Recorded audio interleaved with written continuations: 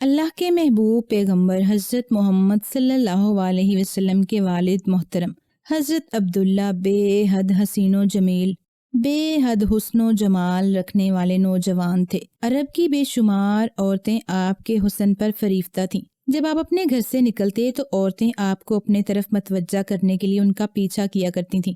آپ کے چہرے مبارک پر ایک خاص قسم کا نور تھا، اور کیوں نہ ہوتا، اللہ نے آپ کو وضحا والا چہرہ رکھنے والے کا والد جو بنانا تھا۔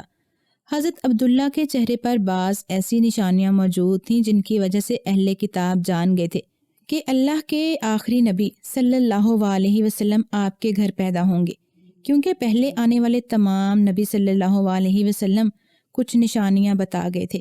اسی لیے اہل کتاب کو شک ہو گیا کہ آخری نبی آپ ہی کے گھر پیدا ہوں گے۔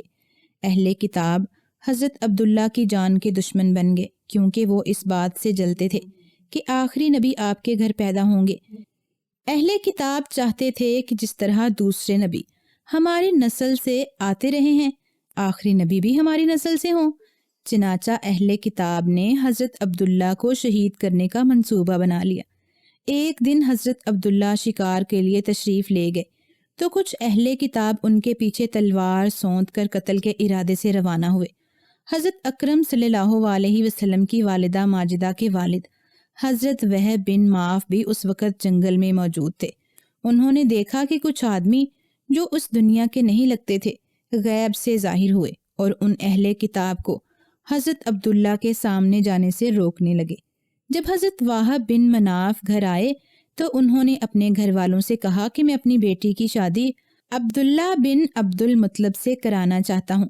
سب اس بات پر راضی ہو گئے۔ پھر حضرت وہب نے یہ بات کچھ دو دوستوں کے ذریعے حضرت عبد المطلب تک پہنچائی۔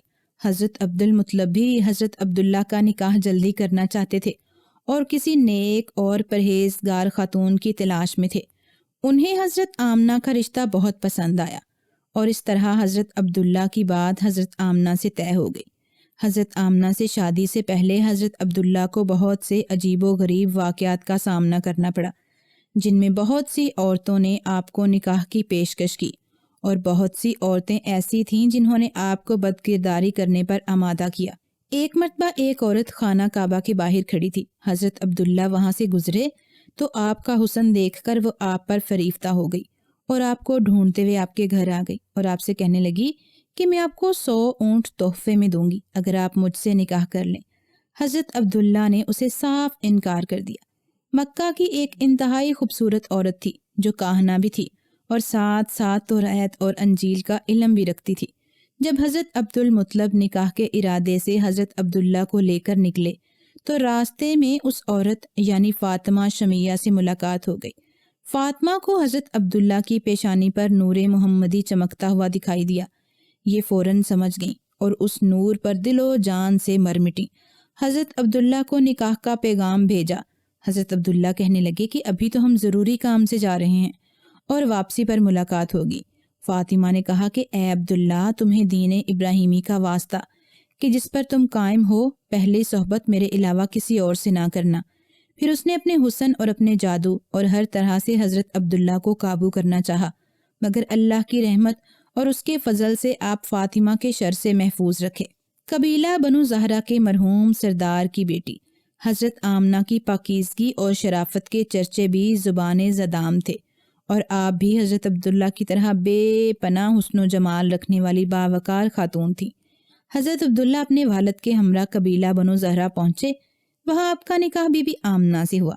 حضرت عبداللہ کچھ دن وہاں اپنی پیاری زوجہ کے ہمراہ رہ کر پھر واپس مکہ آ گئے۔ جب آپ مکہ واپس آئے تو وہاں کچھ دن بعد ہی وہی کاہنہ آئی جس نے حضرت عبداللہ کو نکاح کا پیغام دیا تھا۔ جب اس نے حضرت عبداللہ کی پیشانی پر وہ پہلے جیسا نور نہیں دیکھا تو چلا اٹھی اور کہنے لگی کہ کیا تم نے کسی دوسری عورت سے صحبت کر لی ہے؟ حضرت عبداللہ نے فرمایا کہ ہاں، میرا نکاح حضرت آمنہ سے ہو چکا ہے۔ تو وہ عورت کہنے لگی کہ اب مجھے تم سے کوئی سروکار نہیں، کیونکہ میں تو بس اس نور کی طلبگار تھی جو آپ کی پیشانی پر جلوہ افروز تھا، اور اب وہ کسی دوسرے کے نصیب میں چلا گیا۔